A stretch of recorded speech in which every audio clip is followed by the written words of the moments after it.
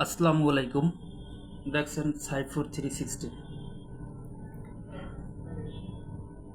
আমরা প্রতিদিন বাজারে যাচ্ছি, কিন্তু আগের মতো আর কিছু কিনতে পারছি না। চাল, ডাল, গম, তৈল ইত্যাদি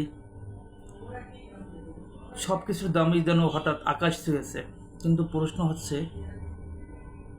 কেন বাড়ছে এই দাম? আমরা মেইন পয়েন্টে আসি। প্রথমত, আন্তর্জাতিক বাজারে পণ্যের দাম অনেক বেড়েছে। বিশেষ করে তেল, গম, ডাল এগুলোর দাম এত পরিমাণ বৃদ্ধি পেয়েছে, যা সরাসরি আমাদের দেশে প্রভাব পড়েছে। দ্বিতীয়ত, ডলারের দাম বৃদ্ধি। আমাদের দেশ অনেক পণ্য আমদানি করতে হয়, তাই ডলার বাড়লে খরচও বাড়ে। তৃতীয়ত, বাজার কিছু অসাধু ব্যবসায়ী, যেটা আমাদের বাংলাদেশের সবচেয়ে প্রেক্ষাপটে, যেটা সবসময় ছিল বা সবসময় আছে আবার সবসময় থাকবে, এবং আগামীতে এটা আসলে কোনো সরকার পারবে কিনা এটাকে জিরোতে নিয়ে আসতে, এটা আমাদের আমাদের কপালই আসলে ভালো বলতে পারে, বা আমাদের মহান আল্লাহ বা গুণই বলতে পারবে যে এটা আসলে সম্ভব কিনা।